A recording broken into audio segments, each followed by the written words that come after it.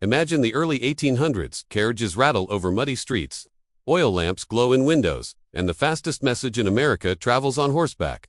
In this world, one curious inventor named Elias Hartwell refuses to accept slow communication as the natural order of life. Hartwell, a quiet but relentless tinkerer from Boston, spends his nights surrounded by gears, copper wires, and strange electrical devices that most people of his time don't even have names for, while others imagine a future shaped by steam engines. He imagines something far stranger, a living network of information, connecting people across continents in seconds. He dreams of something no one has ever dared to visualize. An internet in the age of steam. Now, picture this opening moment carefully, because it's the spark that transforms everyday history into an alternate reality full of possibility. Before electricity becomes common, before factories roar with power, before the modern world takes shape, one inventor attempts a leap that should belong a century later. And that's where our journey begins. What if the internet was invented in the 1800s? First, think of the world before this invention. News travels slow, knowledge stays locked in libraries, and most Americans live their entire lives without knowing what lies beyond their town. There's no instant access to ideas from across the ocean, no real-time conversations, no global sharing of creativity. The world moves with the rhythm of the telegraph at best and handwritten letters at worst. This slow flow of information shapes everything: politics, culture, science, and even the pace of human dreams. Now imagine Elias Hartwell successfully creating a prototype of a device he calls the EtherLink. It's a mix of early electrical circuits, mechanical punch cards, and a system of steam-powered signal amplifiers. It's clunky, loud, and runs hot enough to boil water, but it works. It sends coded packets of information across specialized copper lines faster than anything humans have ever seen. At first, it can only carry text, then diagrams, eventually crude images made from patterns. Within months, scientists and engineers who once struggled to communicate across states can suddenly share discoveries in minutes. The scientific world feels like it has been injected with lightning. Imagine being an American teenager in the 1830s. Use 2 days of silence and slow news, suddenly exposed to a window into the world. Imagine being a business owner who can negotiate deals instantly. Imagine doctors in distant towns comparing medical notes in real time. And imagine the shock, the confusion, and the fear this brings to governments who suddenly realize that information can spread far faster than they can control. This early internet would not live in phones or small screens. It would exist in public halls, libraries, and mechanical terminals the size of desks. People would gather around them the way they gather around televisions in the 20th century. Every click of a lever, every whir of a gear, every hiss of steam carries the promise of connection. Communities that were once separated by geography begin forming digital neighborhoods long before electricity lights American homes. But a powerful question rises. How would society react? Would the world welcome this impossible invention, or struggle to contain it? In a century defined by revolutions, empires, and new scientific frontiers, the ability to transmit ideas instantly could reshape history itself. Movements could spread before authorities can suppress them. Scientific breakthroughs could leap ahead decades. Cultural trends could jump from one coast to another, like sparks across dry grass. And yet, this early internet would also come with limitations. Without modern processors, without fiber optics, without advanced electricity, its speed would be impressive for its time but primitive by our standards.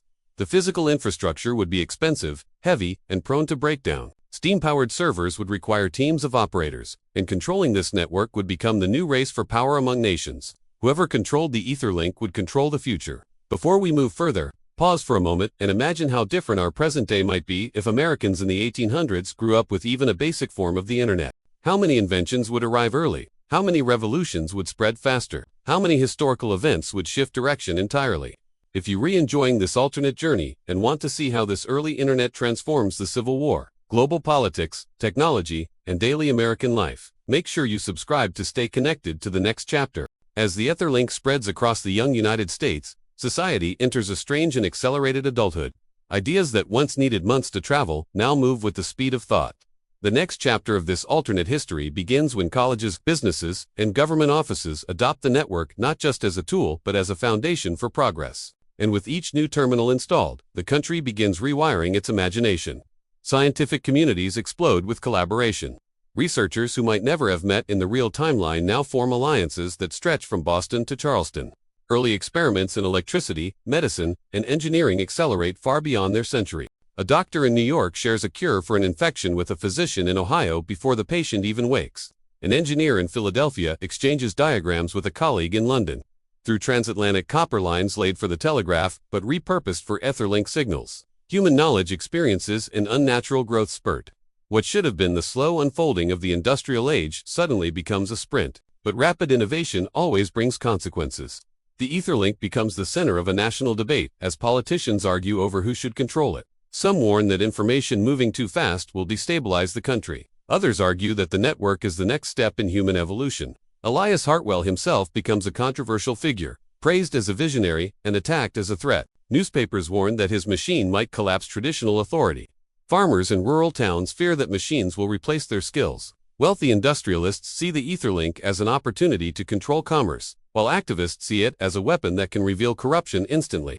During the build-up to the Civil War, the network becomes a battlefield of ideas long before any physical fighting begins. Abolitionists use EtherLink terminals to share stories, evidence, and messages across states, creating a wave of support that could never have existed with slow communication. Political speeches circulate within hours.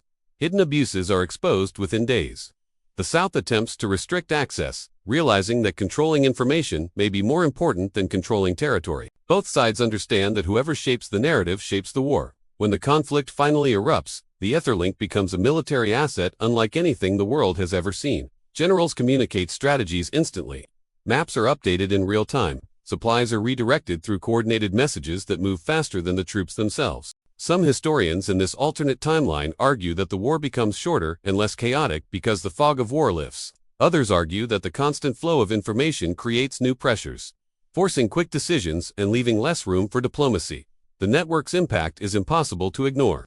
After the war, America emerges with a strange mix of scars and superpowers. The EtherLink, once a fragile experiment, becomes a symbol of unity and national identity. Public terminals sit in schools, post offices, and city centers.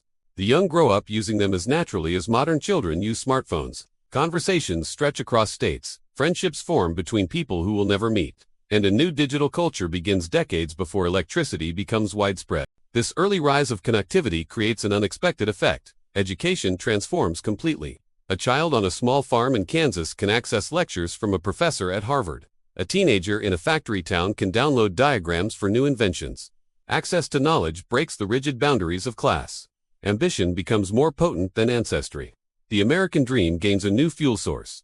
Information. Global consequences soon follow. European powers watch with a mix of admiration and fear as the United States becomes a hub of accelerated innovation. Nations rush to build their own networks, triggering a worldwide race for technological dominance long before the 20th century. Colonial empires face resistance as information spreads among people who were once kept ignorant. Revolutions ignite where voices had been silent. Borders strain under the pressure of ideas that refuse to stay confined. And yet, with all this progress, new problems rise. The EtherLink becomes a breeding ground for misinformation as fast as it spreads truth. Rumors can destabilize towns. Public panics can form in minutes. Without modern understanding of cybersecurity, early hackers emerge.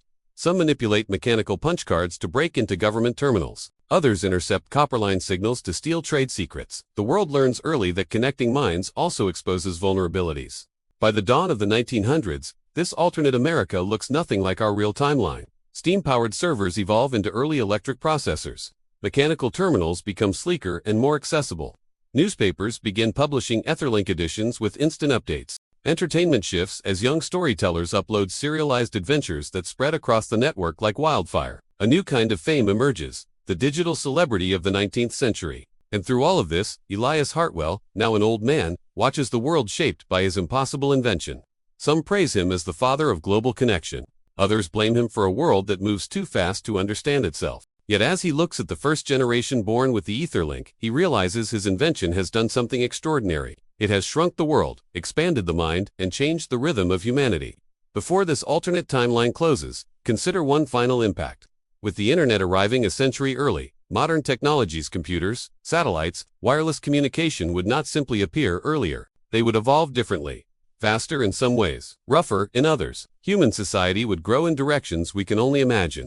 The choices people make, the conflicts they face, the inventions they pursue would all unfold in a world where distance never had the chance to keep people apart. If you want more stories of alternate history, surprising inventions, and the creators who reshaped our world, make sure you subscribe and stay with this channel. The next idea might change the way you think about the past and everything that could have been.